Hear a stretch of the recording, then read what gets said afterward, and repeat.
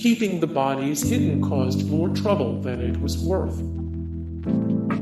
While Richard Roman III often gets blamed for the disappearance and supposed murder of his nephews, many historians do not believe this theory makes sense and think his reputation has been harmed by centuries of theatrics and rumor. Richard Roman III never confirmed or denied the murder, which is a strange strategic decision regardless. If Richard Roman III did murder his nephews, displaying the bodies would have made more sense to prevent pretenders to the throne from coming forward, claiming to be one of the missing brothers. Former kings sometimes put the bodies of deposed kings on display, claiming they died of natural causes. Even when there weren't questions of dark deeds, royals still received extravagant funerals with their bodies on public display for days at a time. Interestingly, a popular pretender to the throne, Perkin Warbeck, did come out of the woodwork a number of years later, claiming he was the younger prince, Richard, Duke of York. Had the prince's bodies been publicly displayed, then the ensuing Warbeck uprising might not have occurred. The approximate ages of the remains were a strong but unscientific clue to their identity.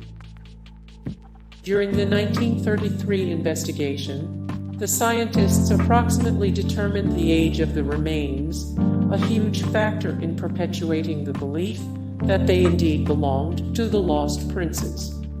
Several of the bones even remained unfused, allowing them to estimate age by looking at which ones weren't fully grown. A dental analysis also confirmed the existence of baby teeth. These factors allowed Tanner and Wright to approximate one child was 13 years old when he died, and the other was just a few years younger. This aligns with the ages of the young princes, as Edward would have been 12 and Richard around 9 when they disappeared. The old analysis says the princes were smothered, but modern scientists disagree. Lawrence Tanner and William Wright, the experts who examined the remains in 1933, concluded the cause of death was asphyxiation through suffocation. This would match the popular version of events that the princes were smothered with a pillow. The clearest evidence for asphyxiation was brown stains on one of the skulls, said to be the result of blood pooling in the face during smothering. Modern scientists disagree with this assessment for a number of reasons, though. No forensic research supports brown stains on facial bones as indicators of suffocation. Brown stains can come from a number of sources during decomposition, such as soil or grave goods. The Church of England refuses to let the bones be examined. The mystery of the prince's remains could be solved quite easily with modern forensic technology, but the Church of England repeatedly refuses to let this happen. The Dean of Westminster denied requests to analyze the remains on the grounds it would lead to other royal exhumations. He also reasoned a scientific inquiry could not truly solve the mystery, as it would not identify the guilty party. If the remains proved not to be those of the princes, it would also leave the church the problem of what to do with the unidentified bodies. According to the dean, there are others buried in the abbey whose identity is somewhat uncertain, including Richard Roman II, and allowing these bones to be examined could well set a precedent for other requests. I do not believe we are in the business of satisfying curiosity, or of certifying that remains in the abbey tombs are what they are said to be. The skeletons could be correctly identified through DNA analysis. The remains were last examined in 1933, at which point it was confirmed they indeed belonged to the princes, but forensic science has made huge advancements since then.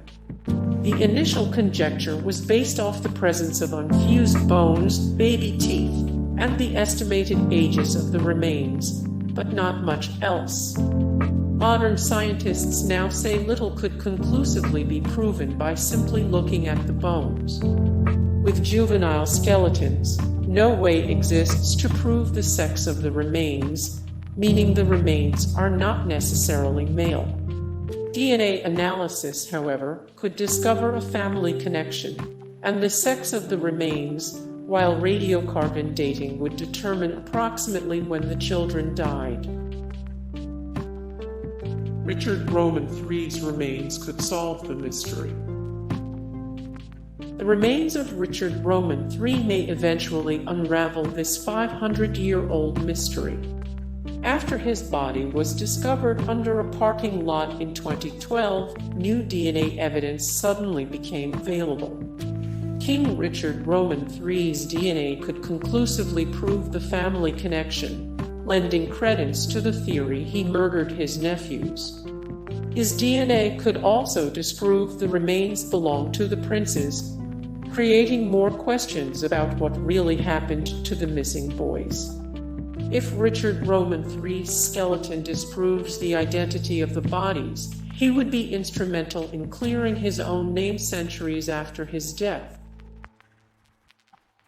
A historian says the sons of one of the killers might have been a source for Sir Thomas More's account of Richard Roman III's involvement. Sir Thomas More wrote a detailed account of the murders of Edward and Richard in his book History of King Richard Roman III, published in 1535. In More's account, Richard Roman III put Sir James Tyrrell, one of his close advisors, in charge of killing his nephews.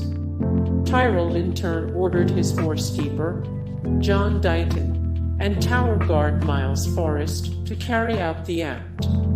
In a study published in December 2020 in the Journal of the Historical Association, Tim Thornton, a professor of history at the University of Huddersfield in England, who would have had access to more, Thornton said evidence suggests that the information was passed either direct to them from their father Miles Forrest, or at just one remove via their mother Joan, or that they represented a very immediate connection to others who had been associated with their father at the time of his activity in the tower. A genetic anomaly might clear Richard Roman III of the murder. Almost no information on the prince's remains exists, except a dental record from a 1933 inspection of the bones. Both skeletons show evidence of a rare genetic anomaly, hypodontia, or congenitally missing teeth. Experts previously believed the genetic anomaly proved their identity, as they supposedly inherited the condition from their grandmother Cecily, Duchess of York. Historian Dr. John Ashdown Hill analyzed the prince's remains alongside the recently discovered remains of Richard Roman III. He found Richard Roman III did not possess this genetic anomaly. Given that Richard Roman III was the son of Cecily, Duchess of York, and the uncle of the princes, it seems curious he does not share this trait. Based on this genetic evidence, it is unlikely Richard Roman III is related to the princes in the tower, or to whomever those bones truly belong. Hey guys, thank you so much for the support and likes and comments down below, and also thank you so much for watching, and I look forward to see you in the next video. Then take care, bye.